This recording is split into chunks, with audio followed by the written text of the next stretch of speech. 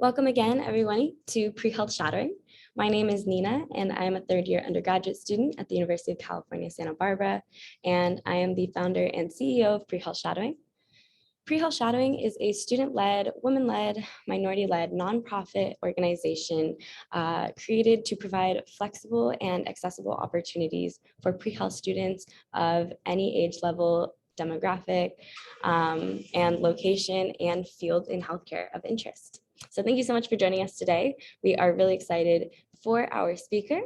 Before we get started today, I'm just going to go through a couple slides. We do have closed captioning to accommodate students of all abilities and needs. You can access this at the bottom of your screen by clicking on the transcription button. If you need any assistance with this, please feel free to direct message one of the team members joining us today. If you have any ideas about how we can increase our accessibility to students, feel free to email us at info@prehealthshadowing.com. Additionally, if you'd like to join our email list, you can do so on our website, www.prehealthshadowing.com. If you're looking to stay in the loop, we do have social media. We are active on Instagram, TikTok, and Facebook at Pre-Health Shadowing, and you can sign up for our email list to get constant notifications of when we have virtual shadowing sessions, along with the sign-up links. Since Pre-Health Shadowing is an international organization, I'd love to know where you are calling from today. I am currently in California, USA. Feel free to drop it in the chat. Awesome. If anyone is interested in being a part of our student-led nonprofit organization, you are welcome to join. We have two different opportunities to get involved. One of them being more time flexible. You can create your own schedule. You can volunteer for as many or as few hours as you'd like, and it's always 100% remote. You can sign up to be a volunteer on the Pre-Health Shadowing website. Additionally, we do have opportunities to join the leadership team. This is an opportunity to become an integral part of our nonprofit organization in developing our 501c3 to further support our organization's mission and the students that make up our audience. We do have a plethora of leadership roles within our organization that we are currently recruiting for. If you are interested in any of the roles and more, you can check out our website to see all of the available opportunities on prehealthshadowing.com/join our team. I encourage you to do that. If you're a high school student, we also have opportunities for you as well. You can join our program titled HTP, which offers an opportunity to help develop pre-health shadowing as a club at various high school campuses around the US. If you're interested, you can fill out the form on the Pre-Health Shadowing website and get an opportunity to establish and become a leader at your own high school. Additionally, if you're interested in getting published, this is a wonderful opportunity if you're looking for things to add to your resume, LinkedIn profile, CV, and more. We are hosting articles, reflections, reviews, and success stories on the official Pre-Health Shadowing website blog. You can submit your writing on our website, prehealthshadowing.com/blog submissions. Additionally, as I mentioned, we are completely student-led, student-run, and we rely solely off the time and energy of our volunteers. Everyone within the organization is a volunteer, including our wonderful speaker today, including myself and all of our team members. That being said, we humbly ask if you are able to donate at this time, please scan the QR code. We appreciate everything. Running an organization is not free. However, we do make it a priority to create free resources for all of our students to fight inequity in health education and to promote diversity in the various healthcare fields. If you're financially unable to donate today, please scan the QR code and send this to 3 people that you feel like will support your education and support the mission of Pre-Health Shadowing. Thank you. Feel free to type your questions in the chat throughout the presentation. We're hoping to have a really dynamic presentation today, and so Feel free to utilize the chat whenever you have a question. Feel free to introduce yourself in the chat if you'd like to get to know other students. And at the Q&A portion and throughout the duration of today's session, we will be answering questions. I encourage everyone today to take some good notes because our post-shadowing assessment will be available after the shadowing session today.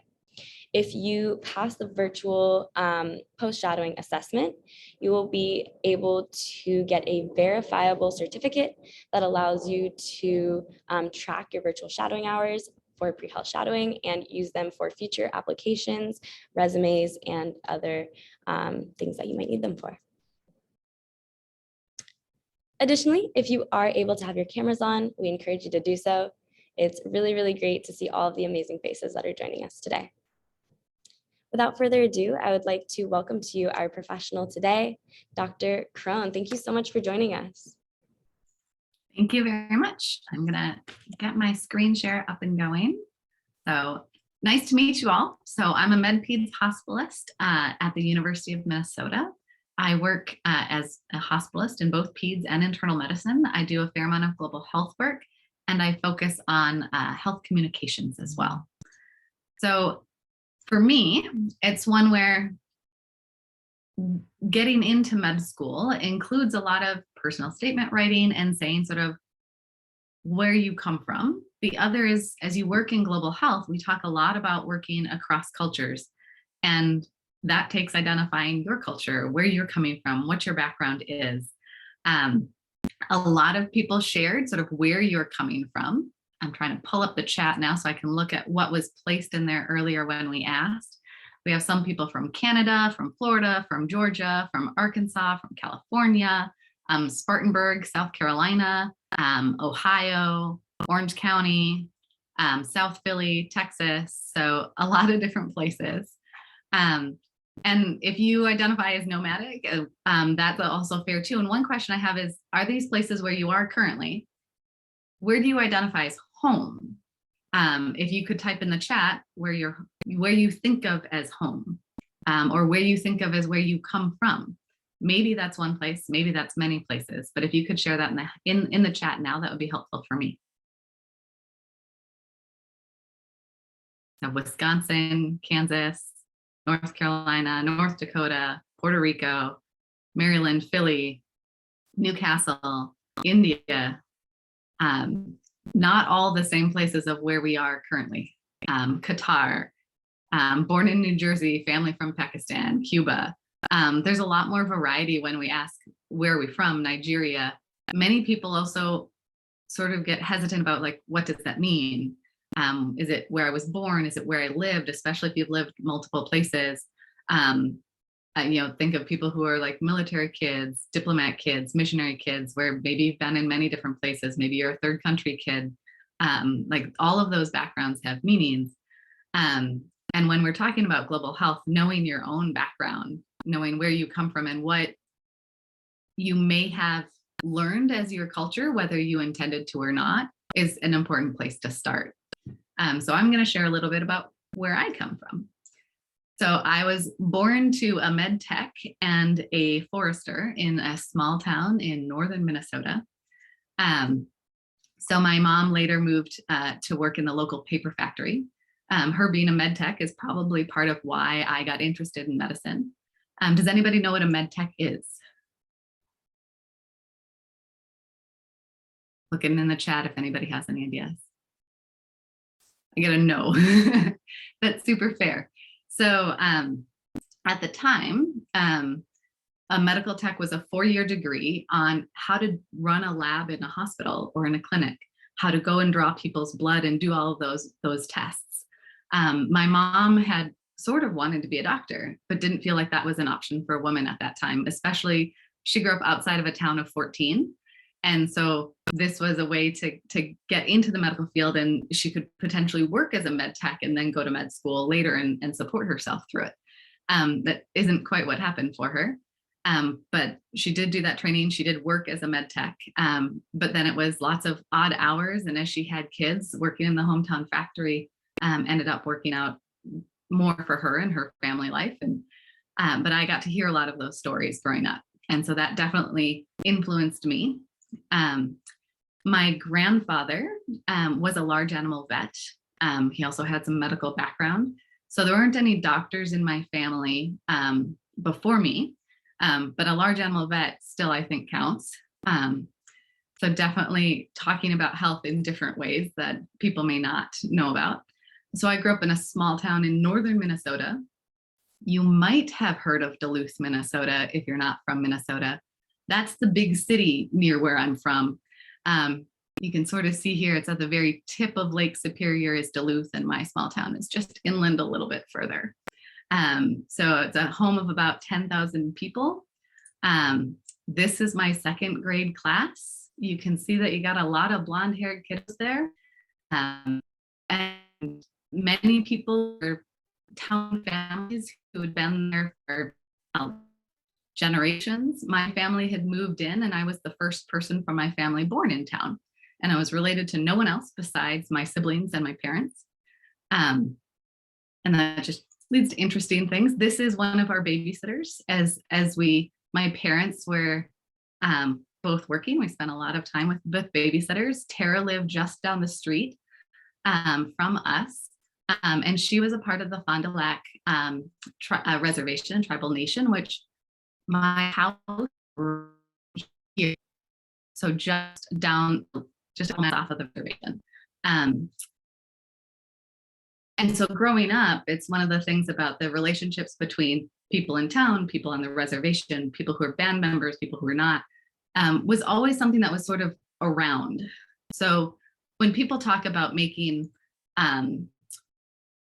land acknowledgements, I always think of Ojibwe or Anishinaabe as the land from which I come from, because that was the tribe that is still there.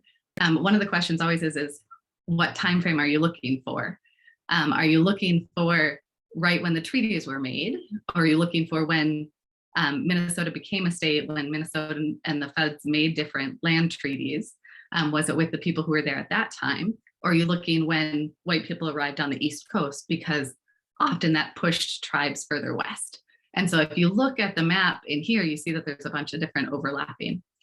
So I now live in the Twin Cities, which is down from the tip of Lake Superior down here a little bit more, and more in the Lakota country. But there's depending what time frame that you would look for. So that's part of like the mix that I grew up in. My dad ended up leaving work at the paper factory at one point and ended up working for the Fond du Lac Tribal Indian Reservation. And he still does, several decades later. He works in GPS and in mapping and in identifying land that through treaty agreements and through other things rightfully belongs back with the tribe. And so we talk a lot about treaties in our free time, and he gets very excited when he finds land that can be returned. So those are some of my backgrounds. We were the first family that I know of to have a computer.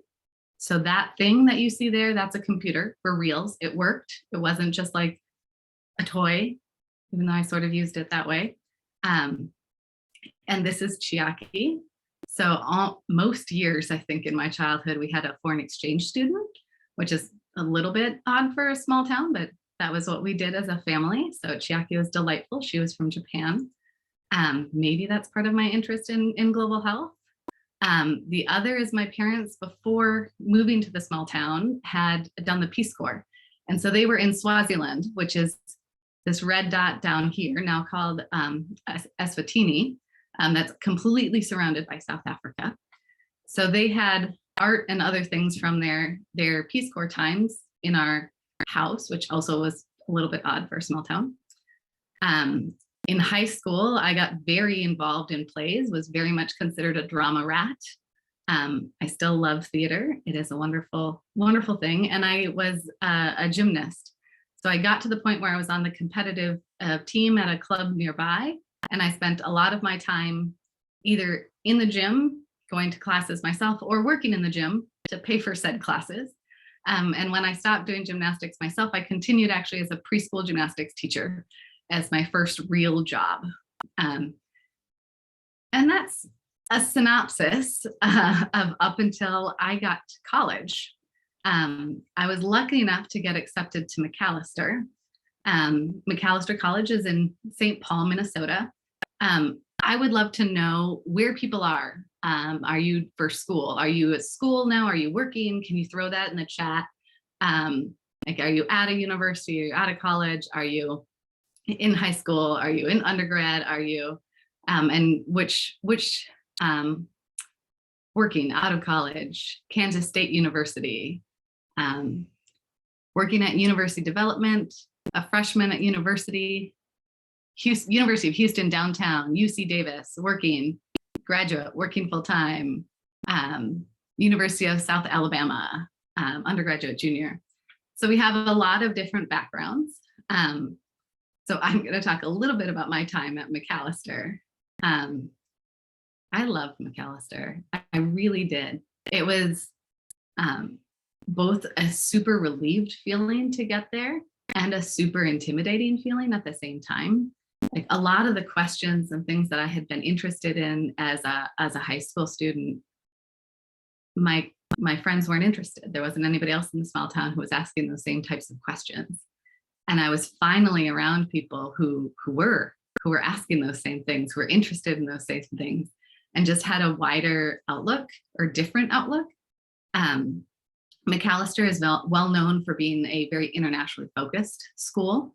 One of the main degrees is in international relations that people will do there and move on towards international work and international development things in particular. And it was so nice to just be around people who are asking those questions. At the same time, I was generally terrified and intimidated because people had a lot more opportunities than I had had. And it was sort of this weird mix of, like, my closet my first year, I let my roommate use half of it because I didn't fill it up and she had more clothes than fit in her closet.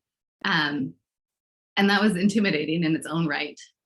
But over time, I got very comfortable there and also registered all of the opportunities that I had that many of my friends from home did not have, and those sorts of things. What majors or what degrees and fields of study have you guys done or are doing or are looking at? Can you throw that in the chat too? Give people a moment to type. Biology and chemistry, social sciences, life science, master's in anatomy, bio, pre-health, health promotions, behavior, life sciences, human development, genetics and genomics, and art history as a minor. I love it. So I was going to ask you that as a separate slide. So my official major was biology with an emphasis in neurobio. It wasn't, you had an option to do slightly different emphasis like ecology or those sorts of things. I like the undergraduate in IT and health leadership, a master's in health leadership, non-traditional, was shared by somebody else. I did minor in psychology and German. A big part of my undergrad was my study abroad. I very specifically tried to arrange time where I could do a study abroad and still take the MCAT to try to go to med school. And it's one where, looking back, like, I love the opportunities that I got, and I wonder, would I do something different that I wouldn't have the opportunity to do later? If I knew I was going to get into med school, would I do something different? And I loved theater before college. I still love theater. And I feel like interacting with patients, if you can improv and move with people and be comfortable being really present, that could be exceptionally helpful in medicine. I love journalism, international relations. I'd love to know more about languages or how to persuade people. And just the history of medicine and public health, it's so intertwined with what our laws are, what our public health rules are, how different countries approach things, that I think history or law or political science from that background would also have been super interesting. One of the questions in the materials about what to present about was to talk about extracurricular activities. What sorts of extracurricular activities have you guys done? Once again, can you throw those in the chat? Whether that is work or club or other related, what sorts of things would you count as extracurriculars? Hospice volunteering, that's a solid one. Research, swing dance club, I love it. So a sorority. I don't know what pre-SOMA is. AMSA is the American Medical Student Association, and PSP is Phi Sigma Pi. Music, instrumentals, art, teaching assistants, Latin dance club, folklore dance. Love it. Absolutely love it. My extracurriculars were, first I started with working. So I worked in the cafeteria as a student employee. I hated that job so much.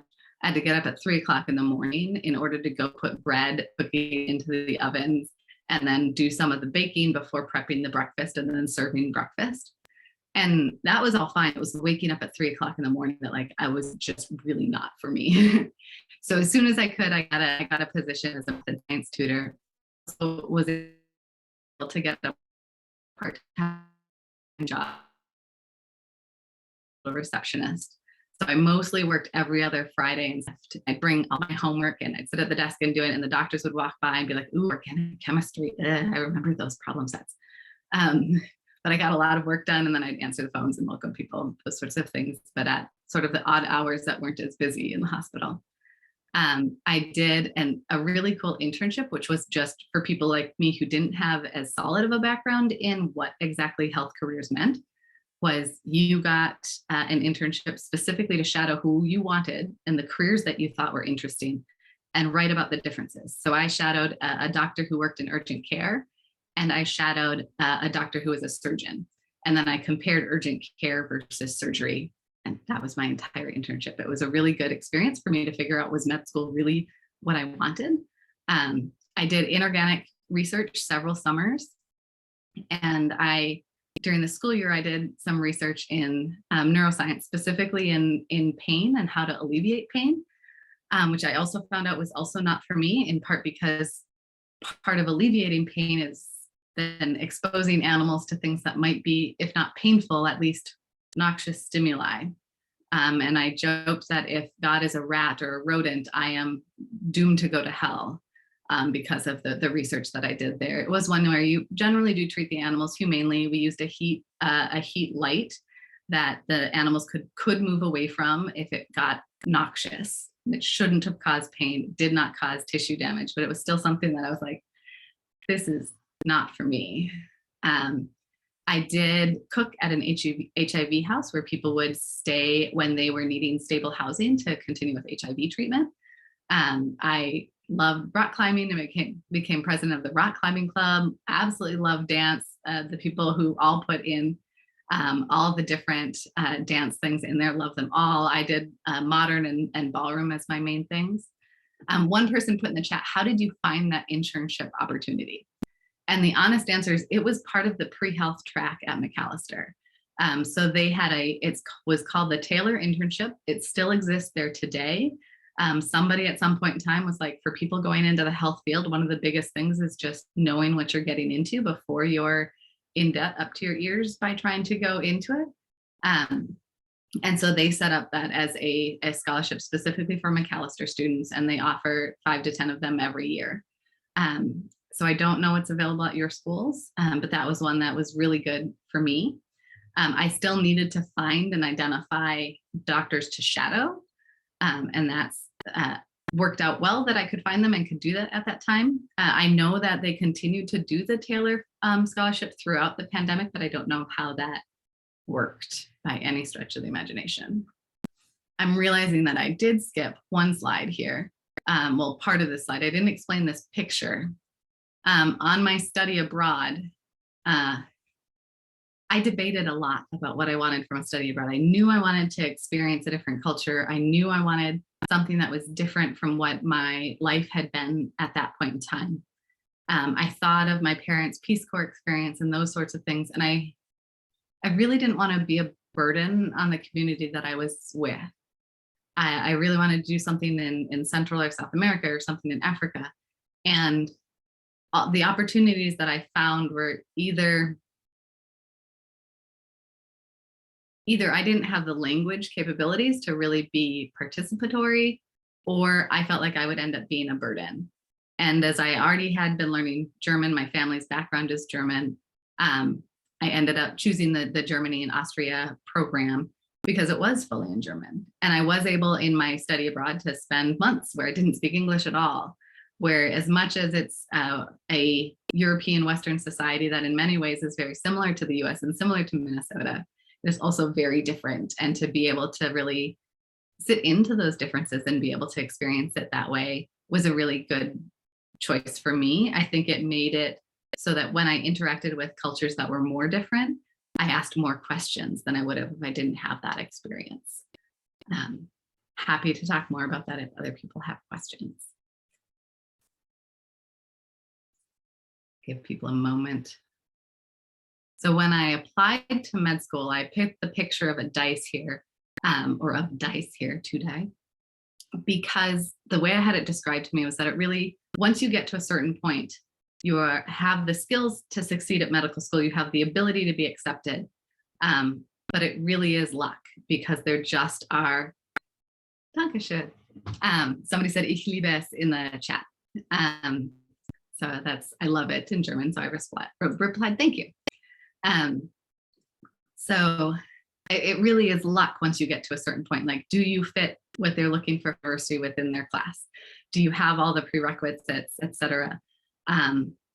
Because there's at least 3 perfectly qualified applicants for every 1 medical school spot, and that is an underestimate. And there was nothing that I could say about myself at that point in time that really stood out. I hadn't done anything that I thought was particularly worthwhile. And so trying to figure out what my story was or what I wanted, or why I wanted to do medicine was even hard to explain. It was just, I wanted to, and I couldn't tell you really more than that. And so I looked at the different things like, what about nursing? What about being a physician's assistant? Those sorts of things. And people will tell you all sorts of different advice. Here's my version. If you're looking at something in the health field, if you know like physical therapy, occupational therapy, those sorts of movement things are more in your interest, that's great. If you're looking at between nursing, physician's assistant, and physician, try to think about what makes you happy. So if you really like spending time being with someone and helping them through whatever it is that's difficult for you, nursing might be the best option. If you really like trying to figure out what's wrong in that problems aspect of it, maybe the physician's assistant or the physician is more where you should be looking. If you want to figure out what's wrong, but you don't want to be the final say, you want to have somebody to go to when you have questions, the physician's assistant might be a really good spot for you. Whereas if you want to be the person who makes the decision in the end, when things get really tough, they turn to you. That might be more the MD role. And for me, at that time when I was making the decision, that the idea of not being the person at the very end to make final decisions when things got tough was not what I was looking for. I wanted to be there when like we didn't know what the next step was. Now that I'm older and I'm spent a lot of time with people where we don't know what the next step is, the amount of pain and frustration around that, I might make a different decision. But at the same time, I know that I really like working with people when we don't know necessarily what's next with medicine. And we do best and we teamwork and make decisions together, because in the end, it's actually the patient's choice what they would like to do. So I think if you're interested in healthcare, all options are great. We need everybody tolerable from that side. So I lucked out. I got into med school straight from undergrad. And I don't really know what to say about the first 2 years of med school, like it's more school. I personally thought that McAllister was more challenging than the first 2 years of med school. Like the topics were a little bit different, but there really wasn't, it wasn't that drastically new or different. I was just so lucky to be there. I felt so lucky to be there that I really just appreciated getting the opportunity to learn it. My third year, being able to see patients really made it like this, yes, this is what I wanted to do. Awesome. And at this point, I had planned on being a surgeon. If I had chosen anything, if I had said what my life would look like, I would have told people I wanted to be a surgeon, probably in the bush in Africa. And I don't know exactly why. I blame the Peace Corps again from my parents about, I had doctors about the first, books about like the first woman doctor, books about where there are no doctors, books about really being independent, or really being places where healthcare was developing. And that's probably not the best way to phrase it, where Western medicine was developing. And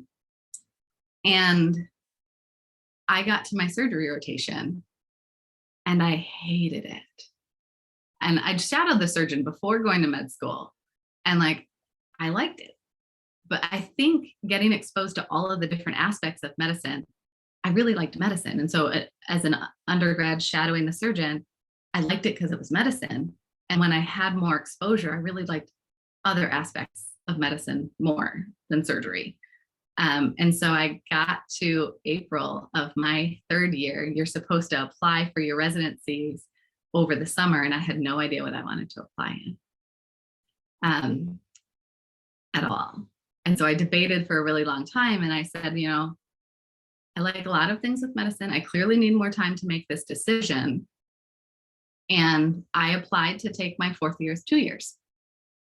So I needed to do 3 credits each semester. The University of Minnesota, which is where I went for med school, had a program called the FlexMD. They still have it, that you don't pay extra tuition. You still have to pay the fees and things for extra years. You just have to finish within 6. I think I paid something like $2,000 in fees. That was many more years ago than I really want to admit at this point. But then I could do a lot of the things that I wanted. And so as I stayed a student, I took extra rotations in emergency medicine because I really liked that.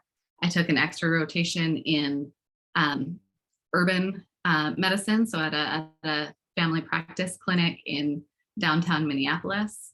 I finally was like, I've talked about wanting to do global health. What does that mean? Can I do it? And I specifically went as a student. I got scholarships as a student to do research in Cryptococcus, which is a fungus. So I spent 6 months in Uganda, some of that as a research assistant in the hospital, and some of that as a research assistant doing environmental sampling. And that's where this picture is from. Is we went all over Kampala and the surrounding areas trying to figure out where does this fungus come from? Is it in the bird droppings? Is it in this sort of soil? Is it in these areas of the hills? Is it where it's wet? Is it where it's dry? Taking samples from lots of different places. I learned how to say, may I please take a sample of your earth in one of the local languages. There are several local languages, so I did not learn all of them. But it was so much fun to be able to just be out and be amongst the community and ask like what life is like and what do you do here and how do you spend your days, and just get to learn. And I learned that the single disease research in the hospital was something I was also not super comfortable with. It was very odd to be able to like, we have a research funding so that I can hand the doctor supplies for this patient and get them extra supplies. And I can't for the patient right next door because their diagnosis is different. And so I came back, I did a couple more rotations here and different things. I spent 4 months in Brazil on an infectious disease rotation. I spent some time in Ecuador learning medical Spanish. I did some electives in complementary medicines in Hawaii. I did an elective in wilderness medicines over the Gila Wilderness. And I did a bunch of global health courses. And through those, I ended up meeting a bunch of people who were Med-Peds. And I chose to do Med-Peds as my residency at the end of that time. So there's a question in the chat about, did you have any free time in med school? And the first 2 years, like there's a lot of studying, but you also do have free time. So there's things that are like, you need to show up in person for these things.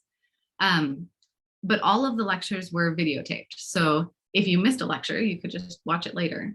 And I actually, at that point in time, I found it when you'd have 8 hours a day of lecture, I found it really hard to stay awake for 8 straight hours of lecture. And so I would bike into school and then I'd be nice and awake for the first lecture, maybe the second lecture, but either the second or the third lecture, I'd start to nod off.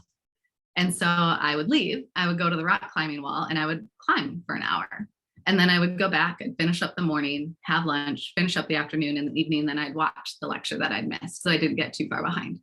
But people do that in all sorts of different ways. I know our medical school is currently working on decreasing the number of hours in the first couple of years, for the first 2 years in particular, because there is the opportunity to be flexible and have education in different ways during those 2 years. During the rotations, I had less control over my time. I had to be there from this time to that time. But I loved what I was finally having the opportunity to do. So I still go out on a date. I could still go hang out with friends. It was just, I had to schedule it around a busy rotations, and some rotations were busier than others. Some were 9 to 5 on a Monday through Friday, and others were 6 days a week, but you always got at least one day off.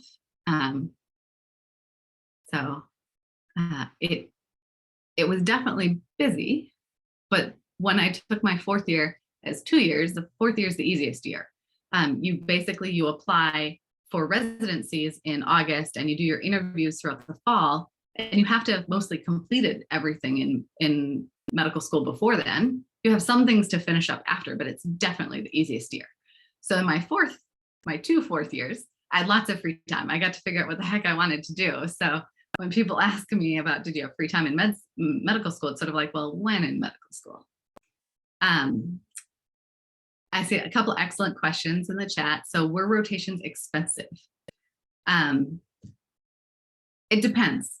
The wilderness medicine rotation was expensive. I saved up for that one. That was through NOLS, the National Outdoor Leadership School. Then it's specifically for medical students. That one was expensive. The rotations in Brazil, I only paid for my airfare.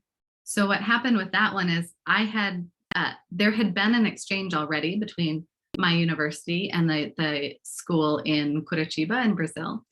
And it's actually funny because like every year there'd be infectious disease fellows from Brazil who would come to Minnesota to learn about things like infections that happen in people with transplants and those weird illnesses that happen in cold places.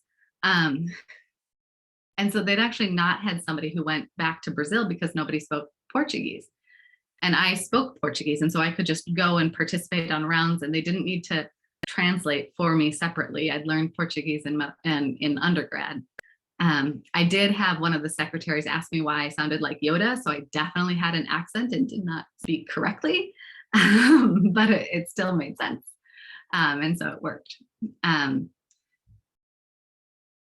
So that one, I specifically found the program that was associated with my university.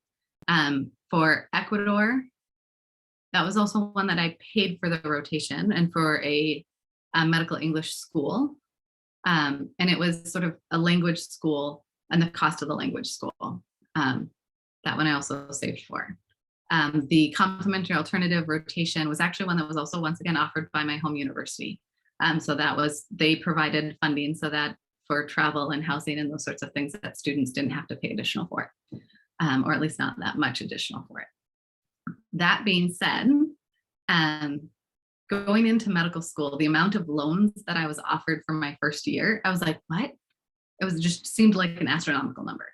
And so I went through and I was like, okay, here's how much I need to pay for school. Here's how much I actually normally live off of. And I didn't accept all of the loans that I was offered. And in the 4th years, both of them, I accepted everything that was given to me because I had less time. I was trying to do more things and I wanted to be able to do them. And I figured I'd pay back the money later. But I ended up, because I hadn't taken as much in the first 3 years, I ended up with very similar debt to most of my colleagues with doing an extra year. Any other questions about medical school? Feel free to drop them in the chat. Is it common for medical schools to offer a 2-year option for 4th year students? I don't think so, but the idea of a flex MD, or the idea that if you have a reason, then it's worth doing. Oftentimes, especially if you're 3.8 of the way through a 4-year program, schools do not want you to not finish. So they will try to work with you about what you need in order to successfully finish and to successfully match into a residency program. Advice on studying techniques. So I think most schools, since I was in med school, have moved a little bit more towards the problem-based learning than the straight like lecture at you style. And I think that's good. Generally, if you work at something and try to figure it out yourself, you're going to remember it better than if you just passively listen to somebody else. So there's lots of different ways where you can like test yourself about how much you know in a less stressful fashion than the official tests. And I think that sort of quizzing yourself is a really good way to study. The other is trying to put things into a larger context. So if you have something that you can anchor things to, that's not just a mnemonic to memorize, but like you meet a patient who has something and now everything has more meaning related to that disease, or other things where you can really have a full story with information rather than just memorizing or details. That also helps you to retain it for longer. Can you not match with any residency, or what if you get one that you're not interested in? Ooh, okay. There's a couple of work-life balance during residency. Let me get on to residency and then I'll circle back to those questions. So I think I forgot to share sound. So I'm going to stop the screen share and then I'm going to share my screen again, but I'm going to click share sound. Let's try this. Okay. Let's see if I can get this to work. No. Is this going to play? I'm missing this super amazing video. Okay, I'm going to pull it up because it is actually super amazing. So give me just a few seconds to grab it.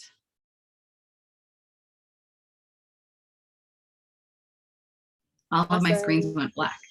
No worries. In the meantime, just to reiterate, if anybody's interested in joining the pre-health shadowing team, we are currently recruiting for leadership positions. So if you are interested in volunteering 100% remotely, you can choose your schedule, and you can really create meaningful experiences in the comfort of your own home, collaborate with individuals across the US as well as international as well as really just establish a foundation for something that you're passionate in. You know, we have individuals who create their own projects and lead their own projects and are able to make a change.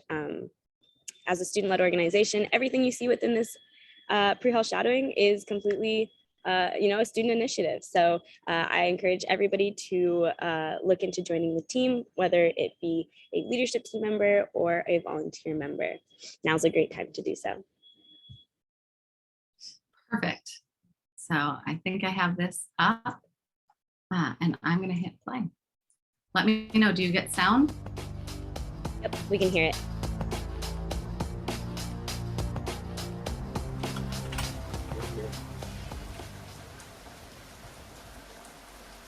Let me give you one piece of advice. Be honest. He knows more than you can imagine.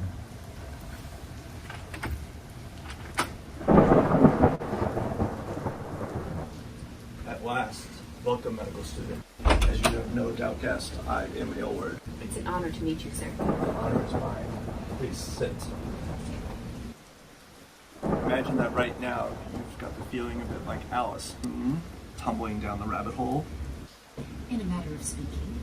You have the look of a woman who accepts that she sees because she's expecting to wake up. Let me tell you why you're here. You're here because you know something. What you know you can't explain, but you feel it. You felt it your entire life. There's something wrong with the world. Something wrong with having to choose between medicine and pediatrics. You don't know why, but it's there. Like a splinter in your mind, driving you mad. It is this feeling that has brought you to me. Do you know what I'm talking about? Med-Peds. Do you know what it is? What is it? Med-Peds is everywhere. It's all around us. Even now in this very room. You can see it when you look out your window or when you turn on your television. You can feel it when you go to work, when you go to clinic, when you find outpatient follow-up for your patients with congenital medical problems. Unfortunately, no one can be told what Med-Peds is. You have to see it for yourself. This is your last chance. After this, there's no turning back. You hit the blue button.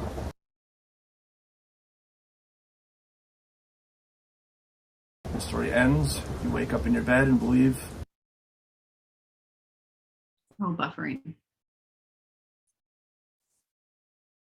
Whatever you want to believe.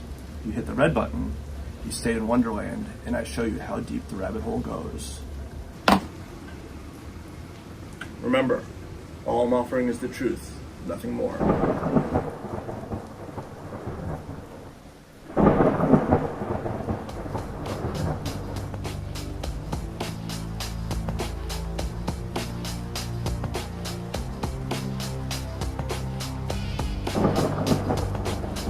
Follow me.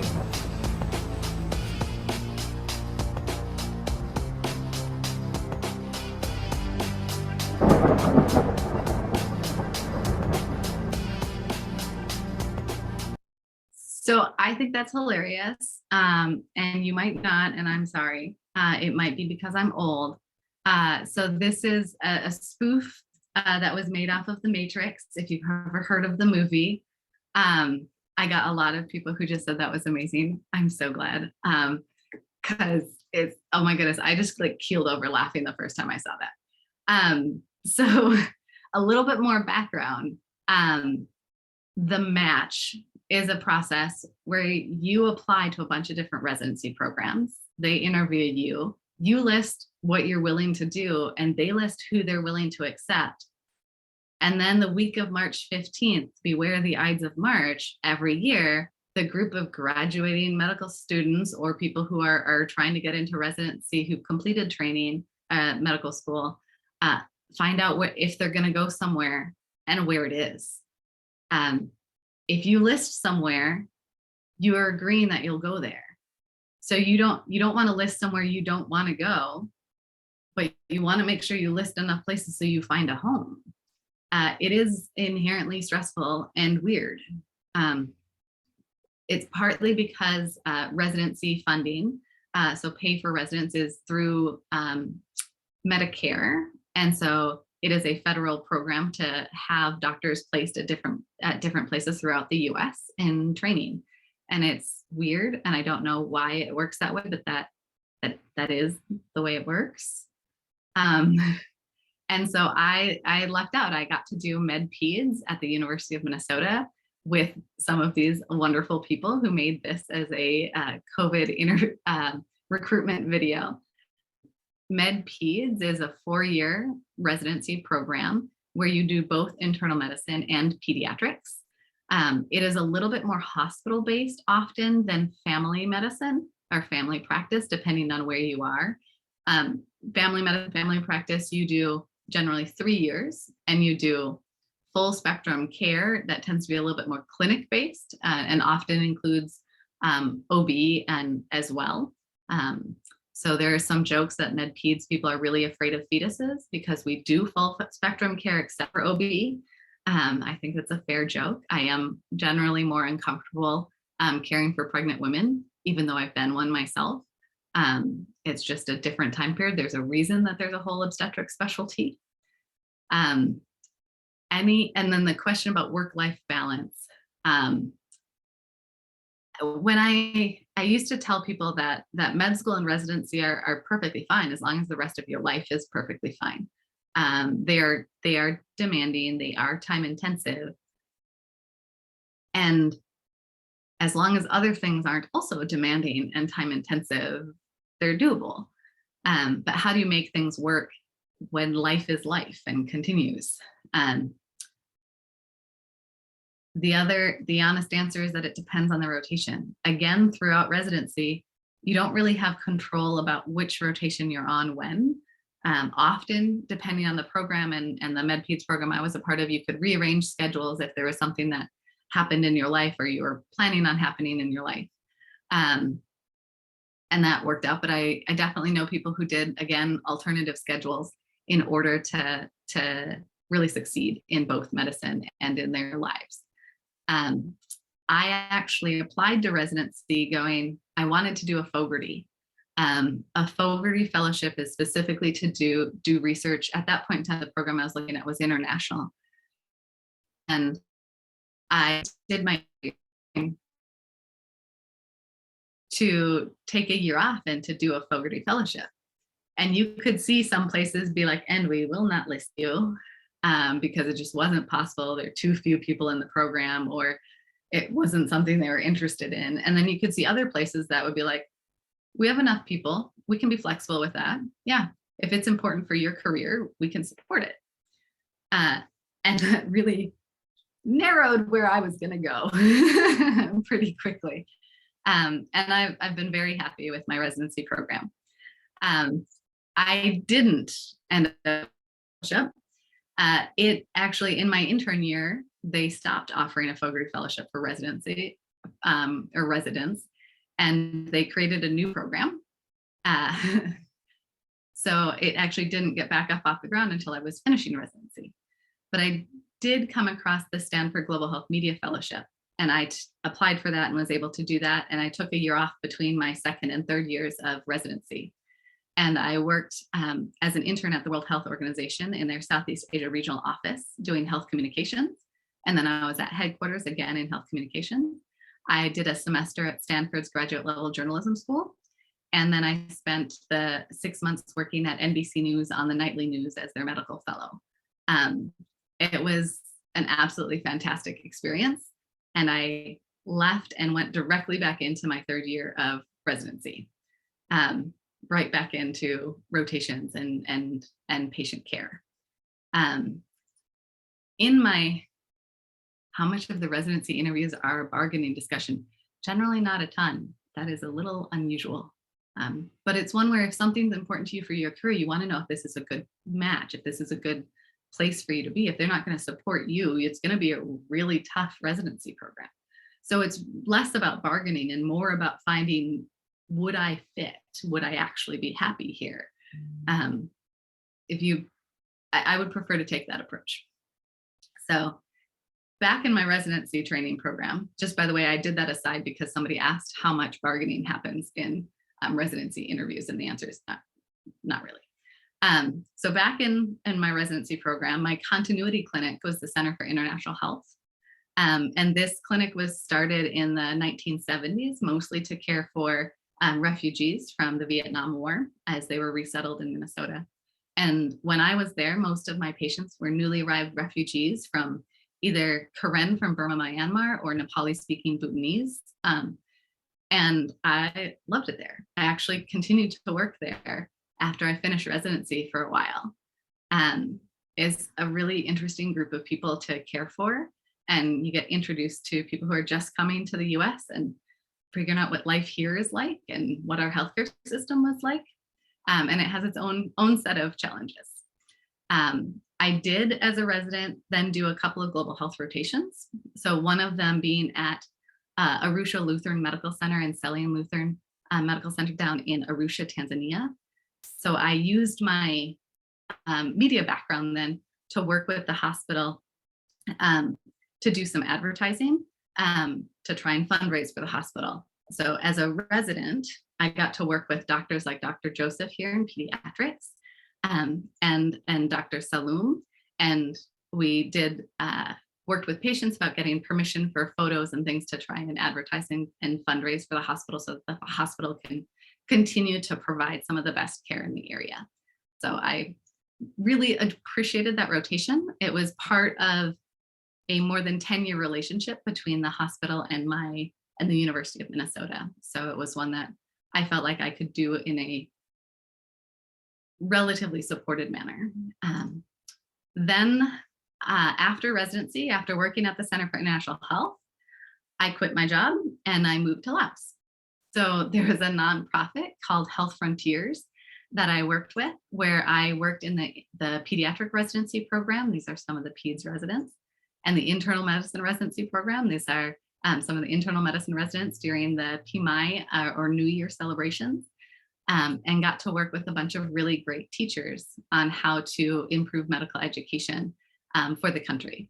And I loved it. And I might still be there if it weren't for family.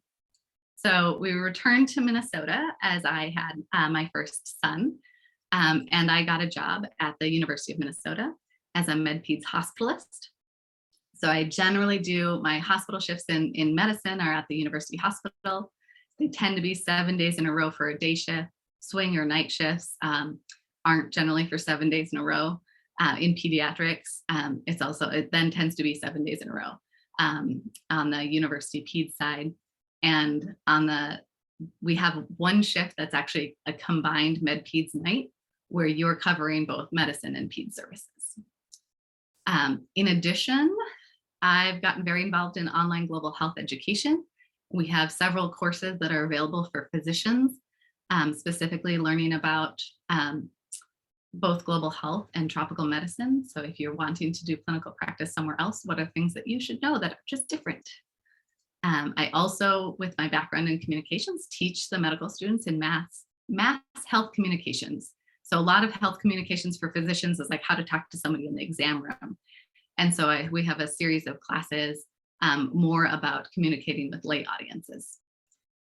During COVID, I worked at our COVID-only hospital. So I was the hospitalist on the first day that we opened doors of the hospital, where we were planning on only having COVID patients. And I ended up working there a lot until we closed it and returned to more normal practices. I created an elective rotation that was online for medical students on how do you follow an outbreak through the news? How do you create messages that are accurate and reach specific populations in ways that they can understand? And I took a lot of those global health courses that were online and I made them available for our medical students. So today, I do some of my work in the hospital, some of my work in medicine, and some in PEDS. I do some teaching. I do the online global health course and the mass medical education or mass medical communications teaching as well. So one of the questions was, what is a normal day? And I don't know what a normal day is because each day depends on which part of my job I'm doing. So that is my full presentation. Now I'm totally just open for questions, and I will stop that share. It's up to you guys. Wonderful. Ooh, I got one question. Oh, go Sorry, for it. there's one question in the chat about how were you evaluated, or how much were you evaluated during residency? This is one that is also changing. It's also very different between internal medicine and pediatrics. So in internal medicine, medical school sets you up really well. Like when you get out of medical school, you go into your intern year, you don't feel like you know everything to be an internist, but you know a lot to be an internist. You can actually function relatively well, even though it's absolutely terrifying. You have supervision. You have, when I was an intern, there wasn't necessarily a attending or a supervising physician on overnight with you. Now in my program, we always have a supervising physician also on overnight. So there's always somebody that you can call. And depending on the time of year, I will provide different levels of supervision for my interns and residents. I'm always checking the chart. We're always talking through every patient. And depending on how that specific intern or resident has done, I will be more or less involved, but I do see all of the patients and make sure that any of the plans are things that I fully agree with. So there's that aspect. On the PEDS side, you get lots of supervision because medical school only sort of teaches you how to be a pediatrician. And so you need to learn a lot of new things on the ped side, and there's much more supervision. Nina, do you want me to read from the chat, or do you want to pick which questions you want me to answer? Yeah, if you'd like to go ahead and read from the chat, you're more than welcome to do so. I also wanted to say, if there's any students that are interested in raising their hand and using the raise hand function through Zoom, you are more than welcome to do so and ask your question orally directly to our guest presenter today. Thank you, Nina. The next question I'm seeing is, did you save for medical school or only take out loan/mixture of both? I spent all my money on going to college. I couldn't have saved for med school, so I just took out loans. Part of not going to Laos directly after medical school was I wanted to pay down my loans. So I worked in the US as a US physician, and I continued to live as a resident. And the pay is significantly different. And so I was able to pay off my loans, not completely, but to a point where I felt comfortable leaving the country and not paying them for a few years. Because the position in Laos was a volunteer position. So I was given a living stipend, but that was not what I would have, not enough that I would have been able to pay anything on my loans while I was there. Any follow-ups on that one? I feel like often people don't talk about the financial aspect of things. And I did not have somebody who could pay for medical school for me. I did a lot of scholarships and a lot of work to try and come close to even with undergrad. And I made it out of undergrad with less than $20,000 in loans. And I thought that was absolutely amazing. And I had $200,000 in loans when I finished medical school. So many people nowadays have even more than that. And I was able to pay off 3/4 of it within 6 months of finishing residency by just paying it down and focusing on that. So the salaries for when you are a practicing physician are substantial. And so if you get to that point, it's partly choice, partly your circumstances. If I had had children at that point in time, it would have not had been nearly as easy if I had owned a house or if I had owned a fancy car or other things. But I very specifically delayed those for longer. And some people don't want to delay. You do a lot of delaying throughout medical training. So then what type of patients do you see as a Med-Peds doctor? The honest answer is it depends on where you're practicing. Because I practice in a hospital and in a university hospital, I see only hospitalized patients, and I generally see people who have either transplants or confusing medical histories, very specific, rather specific illnesses that are fairly advanced. A lot of what I'll sometimes do is see people who've been referred over to the university hospital because they're complicated and people don't know what's wrong with them.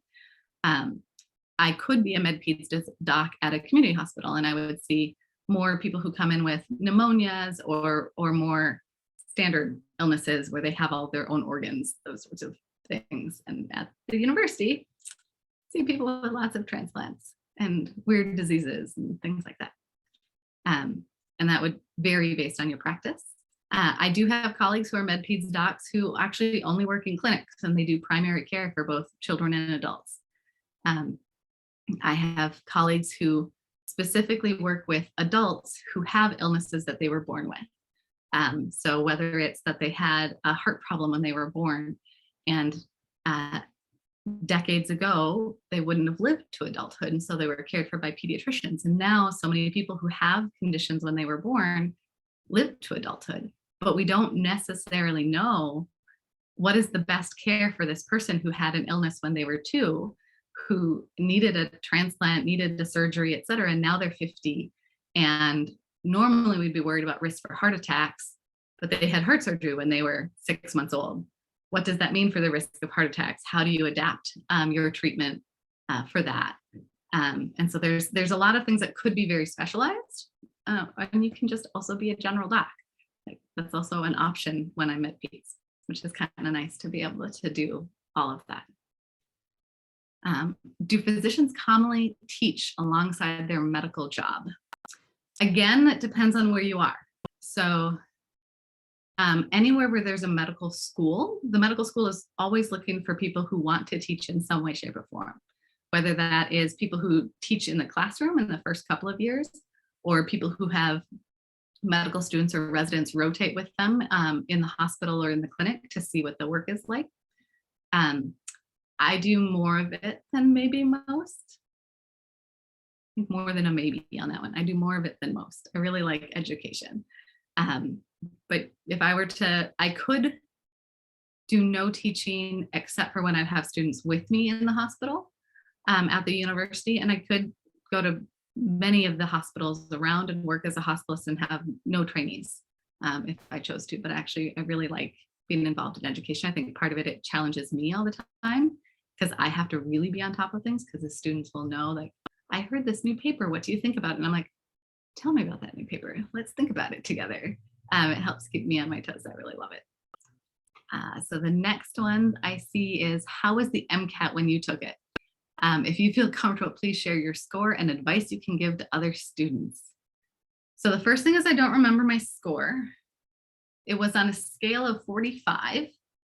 Maybe I had a 36. That sounds vaguely familiar, but I wouldn't quote me on that. I have a vague recollection that the score that you needed to get into medical school at that time was a 28. If you got less than a 28, chances of getting in were slim. Maybe I had a 32 or something.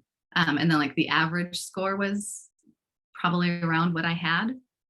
So let's say it was a 32. That sounds reasonable. And it was one where I know that when I studied, I lucked out in that I had a group of other people who were also studying for the MCAT. I know one of them got a perfect score and he went to Harvard, and that was always intimidating because he always knew the answer.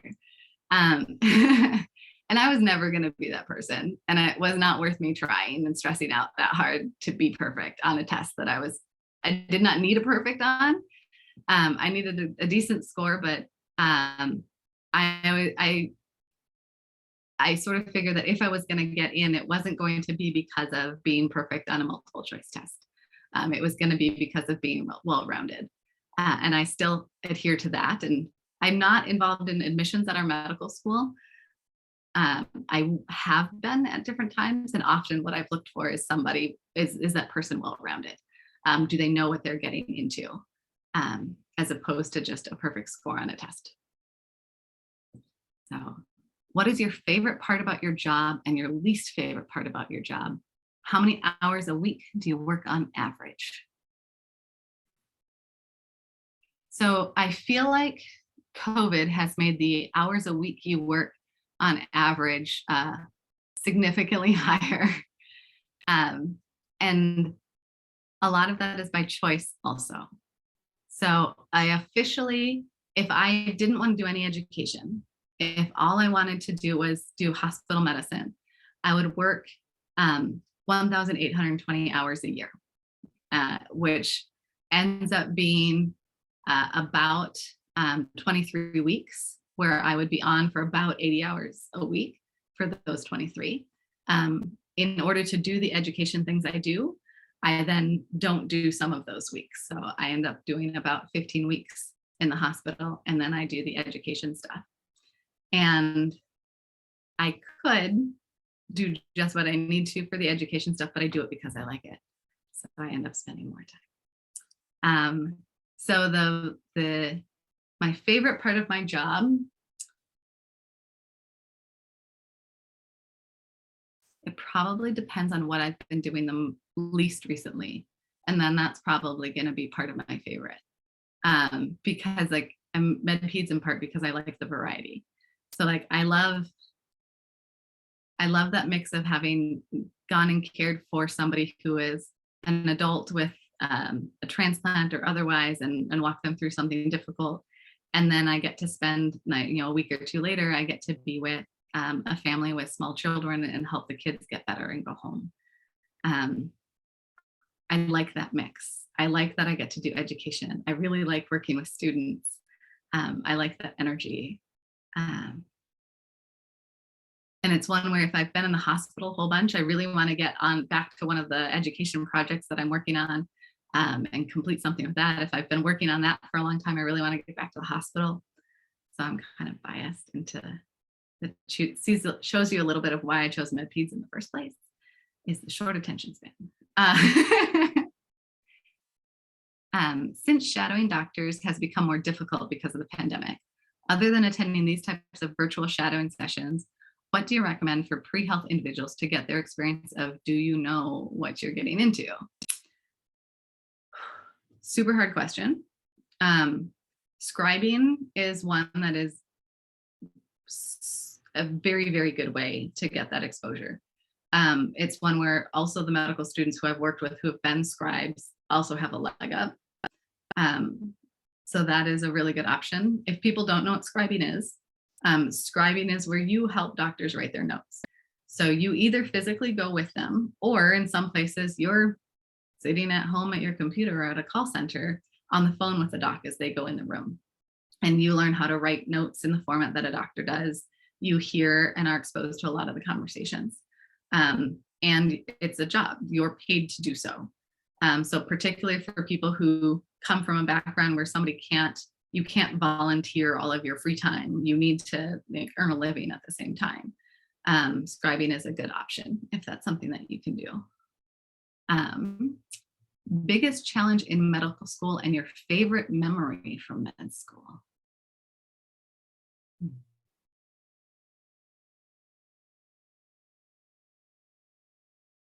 I don't know if I've ever been asked my favorite memory from med school. And it's one where there's so many different things to think about. Like, I remember the jitters of the first day where like one of my mentors was teaching you how to use a stethoscope, and just being really nervous. Like, I'm gonna put this on like a person's skin. Like, I'm gonna touch them. Like, I'm supposed to touch them. And now, like, I don't think about it in the same way. Like, it's part of what I do every day. Like, how could I be nervous about going and touching another human being? And I was so nervous. I think of times where like I suddenly knew what it was that was going on, as those light bulb moments. I think of people, patients who got better. I think of patients who didn't get better. Sometimes those were very important learning experiences. I wouldn't say those are good memories, but they're also important memories. Because sometimes the job isn't to prevent death. Like, death will always win. The question is, did you do what you could to help somebody through this process? And I can think of one of my first rotations. I had a gentleman who had, we diagnosed him with lung cancer. And I walked into the room after the oncology team had left. And I came back and I said, what questions do you have? He was like, what the heck did they say? And I sat with them for 45 minutes and we talked through it. And I was like, so they used these words and that means this. And they used these words and that means this. And he'd ask more questions. And when I knew an answer, I'd talk through it. And often it was what the oncologist had just said. But even the smartest patient, we say, when you're that stressed out, when somebody's giving you a bad diagnosis, the patients who are the most medically literate will still only remember 20% of that conversation. And so spending time going back and talking with that family, and he ended up choosing to head more towards hospice than towards treatment, which was probably appropriate based on how advanced his cancer was. But so that's maybe not like I didn't fix things, but I was there and I was able to help him through it in a different way. And I was able to do that as a student. That was a memory. I'm not certain I would say good memory exactly, but there's lots with it, lots with that memory. How much time do you get to spend with patients on average, especially for things like patient/health education? That totally depends on the day, is the honest truth. When I worked at the refugee clinic at the Center for International Health, we specifically would not have any visit that was less than 30 minutes. We worked through interpreters And you'd have people back multiple times. And so you'd be able to create a longer term relationship. And so you could address one thing at this visit, and the next address something else. And so that was sort of longer term. In the hospital, it depends on my day. It really does. It also depends a little bit on which service I'm on. If I'm on a teaching service where there's residents and medical students, it depends on the patient. So sometimes the patients don't have additional questions after the medical students and the residents have talked to them. And I go in and I like, how are things going? What questions do you have? What's your understanding of the plan? And they're like, I have no questions. Here's the plan. I know what the next steps are. Like, anything else? See you later, doc. Like, and I'm like, sure, I'll see you tomorrow. Like, I had nothing to add there. And there's other times where I'll walk in and like, no, I have so many questions. On Monday, I ended up staying a little bit late and I spent 2 hours with a family because that was the appropriate thing to do. If they had more questions, they needed more time. And doing the mix of things that I do gives me the flexibility to do that on most days if I want to. I did have one doc when I was one of the urgent care doc who I shadowed before going to medical school when in undergrad. He said that he specifically schedules himself for 80% of the amount of time that he wants to work, because he wants to be able to give 110% every time. And if he schedules himself for 100% of the time he wants to work, he doesn't have another 10% to give. Whereas if he schedules himself for 80%, he does. And then he feels comfortable and likes his work. Whereas otherwise he feels frustrated that he can't do it as well as he knew he could. So knowing what your balance is for you. How do you manage work-life balance with being a physician? And what advice would you give to non-traditional students that work full-time? I did do some work as an undergrad, but I did not work as a medical student. I just sucked up the loans and then I worked later to pay that because I didn't have the time to do that. So part of my work-life balance was that I was going to accept loans in medical school, even though that was something my family very much did not want me to do.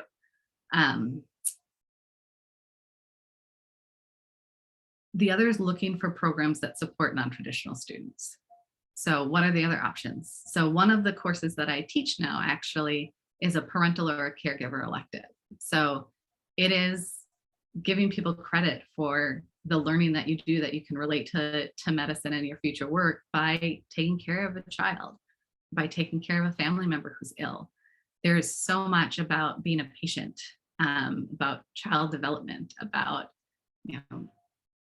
all of the different things that happen with a new child that are learning and definitely count towards the medical education you should have as a physician that you can't really learn in a lot of other ways. So what are the other options that the med school that you're looking at provides to help families?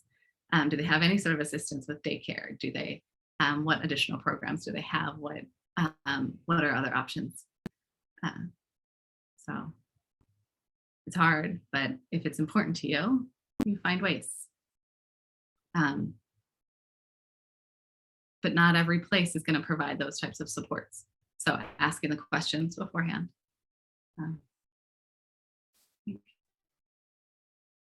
Next questions. Please mention some of the challenges in your early careers. I think one of the biggest things, and this is, I've never met a Med-Peds doc who doesn't feel this way, is you feel like you're behind. You feel like you don't know it all. And it's terrifying to care for somebody and feel like you should know more than you do. In general, where I've worked, a lot of the Med-Peds docs have reputations of being very, very good docs. And so the docs who I most looked up to, who I most admired, who I thought were the smartest, would still say that they feel behind someone who just studied internal medicine or just studied pediatrics because they had to learn twice the amount of stuff in a similar time frame. And so they saw their friend who was just doing medicine, who did 6 months of medicine their intern year, and they did 3 months of medicine and 3 months of peds, and then they're back on a rotation together, and the other person now knew so much more because they had double the amount of time. And taking that uncertainty and adapting it to ways where you look stuff up more. You have your systems of here's how I see what is new information, how have guidelines changed, and I stay on top of things as I get older and medicine continues to change, and the best practice isn't what it was when I was a medical student. It's different. How do I keep on top of that when there isn't a teacher there telling me, like, this is time for you to change and update it? I think that's that feeling and that emotion, and how to stay on top of things as things change is one of the biggest challenges for me. And being comfortable with that. It means I look things up a lot. I don't expect myself to have memorized everything, and giving myself grace that I can look it up, and that's appropriate. When you officially graduated from med school and got your first job, did you feel ready? Did you feel like you remembered a lot of the things you learned from med school? So I graduated in like May 10th, and I started as an intern in July. I think we did orientation stuff in June, and there's no way I felt ready at all. And it was okay. It was generally terrifying, and it was okay. When I graduated from residency and I was on my own for the first time, I was at the Center for International Health, where I'd been for 4 + 5 years, depending on how you want to count the time that I did the Global Health and Media Fellowship. And for weeks, I would still stop in the middle of my day and go and find one of the other docs and just run through a patient with them to just double check. And Kimberly Rathman had been my supervising attending when I was a resident, and she was still there when I was also not being supervised. And she was very kind about, you got this, perfectly fine to talk that over. I agree with you, or I do things slightly differently this way. And didn't mind that I kept asking questions. And I still ask questions. Like if there's a complicated patient where I'm uncertain about it, I still call up my colleagues. And getting comfortable again, that I don't need to look like I know it all. Using my resources appropriately means reaching out and asking for help when you need it, or talking through things that are complicated.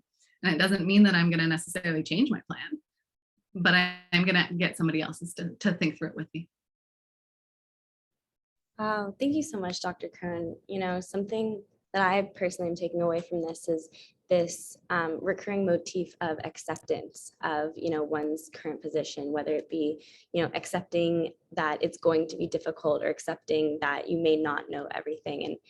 And, you know, I think for me personally, this is something that, you know, I struggle with. And I think this has really opened my eyes up to the fact that it's okay to not know everything, and it's okay to not necessarily know what your next step is, or where you're going next, or what will happen. And so, yeah, I just wanted to say, you know, personally, thank you so much. And also open up the opportunity. If anybody has any final questions today, feel free to either type it in the chat or unmute yourself. We can have one more question, and then we'll go ahead and wrap up.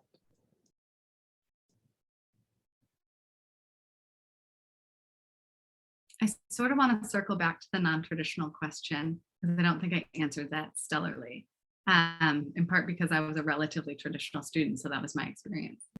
One of my good friends in med school went to medical school when she was 42, is when she started. So she counts as non-traditional. She had twins beforehand, and I got to know her twins quite well because they were often in our study sessions and bringing them around. And I'm just amazed at the things that she was able to do as a parent at the same time. And I think one of the things is there's so much experience that you have as a non-traditional student, that sometimes it's getting other people to see that your experience is really valuable. And for my non-traditional colleagues, I really value a lot of the experience that they share, because it makes all of our medicine richer, all of our interactions with patients richer, the context we do stuff in richer, by getting some of those experiences, whereas somebody hasn't just done medicine their entire life. Wow. Thank you so much again, Dr. Krohn. This was an amazing opportunity for our students, including myself. So thank you so much for joining us. I did want to ask, do you have any final advice for the students joining us today, either live or asynchronously? I think the big thing is be you. Like, if you're honest about, like, this is what I need, this is what makes me content, these are the things that are difficult for me, you're going to find places that support you through that. And if you try to fit and be somebody you're not, you're going to miss some of the support that could really help you be successful. Thank you again, Dr. Krohn. Students, if you are interested in getting a certificate that verifies your virtual shadowing hours with us today, please stick around. I'll be going over how to do that. But before we get into that, I just wanted to take an opportunity to reflect. What brought you to today's session? What are the 3 major takeaways that you got from today's presentation? And what do you want to learn more about based on this presentation? These are just some questions that we ask to get the brain juices flowing, but ultimately this is for you to keep to yourself. If you are interested in applying to programs relatively soon, this may be something that benefits you when writing your essays. And so take an opportunity after today's session to really reflect. If you are interested in sharing this with the rest of the pre-health shadowing community, we are taking submissions for the blog. You can send in your reviews, your reflections, success stories, and any articles that you feel are relevant. You can submit your thoughts on today's session at prehealthshadowing.com/blog submission. Additionally, as I previously mentioned, if you are interested in joining our student-led nonprofit organization, you can do so on our website. We are always taking new students, and like I said, you can create your own schedule. It's completely remote, and it's really just a wonderful opportunity.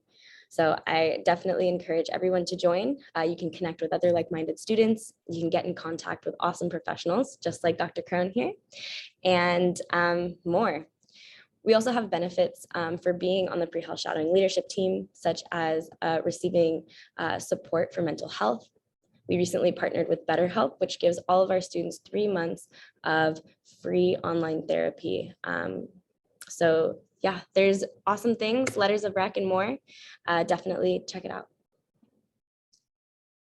Additionally, if you are able to donate, once again, please scan this QR code. We highly appreciate anything you're able to provide to us. We provide free opportunities for our students. However, running a nonprofit, of course, is not free. So thank you so much for everybody who's supporting us to keep our website up, to keep our Zoom platform running, and all other expenses that come with this. Now it's the time we've all been waiting for, how to earn your digital certificate. So if you're interested in getting your pre-health shadowing certificate today, you can go to the pre-health shadowing course page, prehealthshadowing.com. Many of you will already be in it if you have made it this far.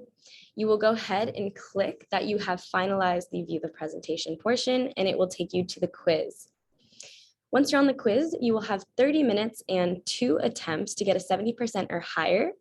All of the questions will be based on today's presentation and requiring no prior knowledge. Once you pass to the 70% or higher, you will receive a certificate that you can download immediately. And I encourage you to save this either in a folder, a Google Doc where you write all of your reflections, so you can look back on it and track your hours. Of course, if you ever need verification of these hours, feel free to email us at info@prehealthshadowing.com if you are currently in your application cycle. Also, if you came late or you missed any part of this session, this will be up online on our pre-health shadowing YouTube page, as well as our website, completely for free. So you can watch it as many times as you want. And so definitely be sure to check that out if you want a little refresher prior to taking the post-shadowing assessment. We will be having more and more sessions coming up, so be sure to check out the pre-health shadowing website often. Again, if you are not yet subscribed to our email list, I encourage you to do so that you never miss a session. That is all for today. I wanted to thank everyone again for joining. We would not be here without you. We are here to support students going into any field within health. And so if you are interested in joining the pre-health shadowing team, I'll go ahead and stick around to answer any questions that you may have. If not, I hope you have a lovely rest of your week and a warm weekend. And I look forward to seeing you at our next virtual shadowing session. Bye-bye.